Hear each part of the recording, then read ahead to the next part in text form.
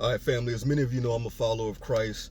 I don't believe in unnecessary violence. I don't believe in violence at all, right? Unless you really have to kind of defend yourself. And even then, I think it should be a limit to it, right? But I can't let them demonize our brother Carmelo Anthony over what he did to the teen who tragically lost his life, Austin Metcalf.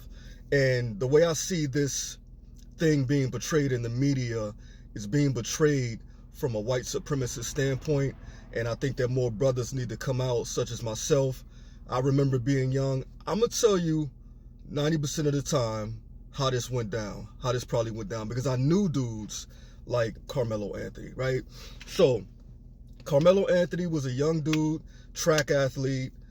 You know, they said he was a great student, had never been in trouble before, but he was small, right? They said he was short, 100-something pounds, like 150 pounds, like 5'9" or something like that. He was a little guy. And little guys, when I was growing up, I knew guys like this, right? They would always get picked on by people who were looking for social clout, right? Whether they were a black person or a white person or whatever, these guys would usually get picked on. And one of my best friends was similar to Carmelo Anthony. He carried a knife. Why did he carry a knife? Because he would get picked on for no reason. One time he was on the bus stop with his girl and some guys rolled by and he got into an altercation out of nowhere because he was a young, athletic, small, pretty boy, and the girls liked him, right? So with Carmelo Anthony, this is probably what happened. He got tired of being picked on and picked at. Who knows? Maybe he was jumped before. Maybe he had stuff taken from him before. Maybe he was embarrassed in front of his girlfriend before. And we all, as men, have gotten to the point, especially as young men, when we were young, 15, 16, even 20, 22, 23, have said enough is enough. Ain't nobody punking me no more. I'm not being no target no more. That's it. So he started carrying a knife, which is what a lot of young people do. Even older cats carry knives. People carry all kind of stuff. Some women carry mace. Now people are carrying guns where it's legal, right? Or even when it's illegal. Why? Because they don't want to be a target.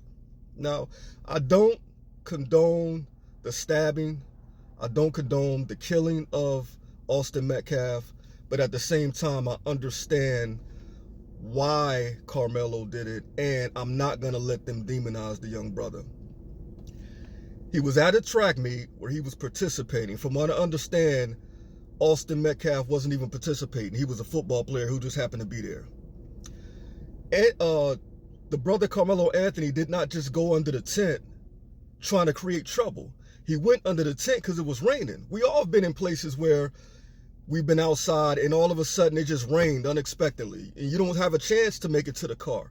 He may not have had a chance to make it to his own tent. He got under the nearest tent that he could find because it was raining.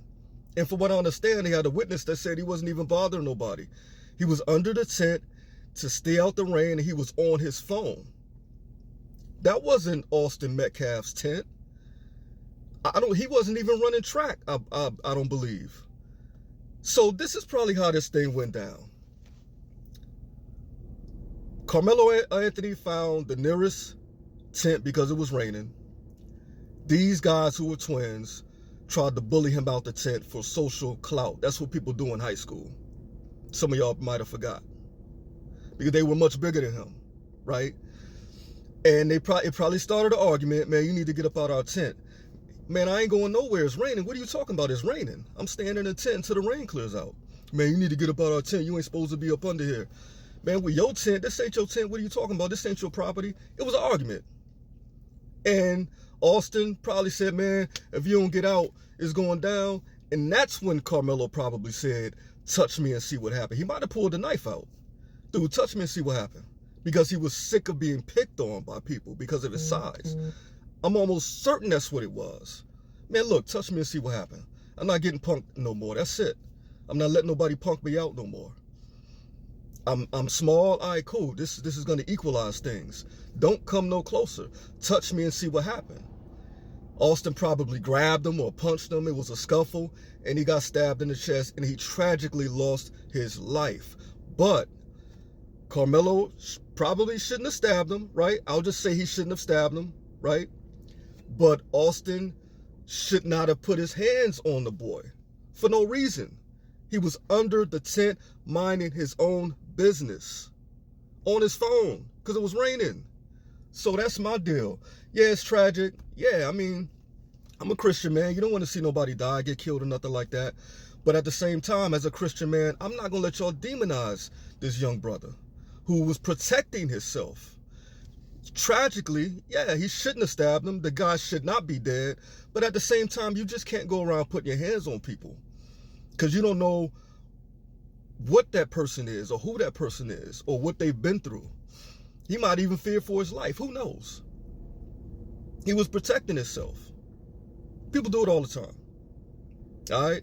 So that's my take on it. Y'all do what y'all want with it. Peace. Later.